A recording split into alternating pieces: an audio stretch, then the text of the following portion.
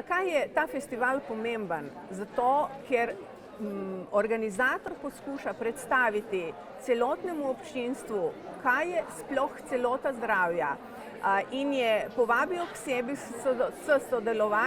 k sodelovanju pravzaprav strokovnjake klasične medicine, strokovnjake ajurvede, strokovnjake homeopatije in drugih metod.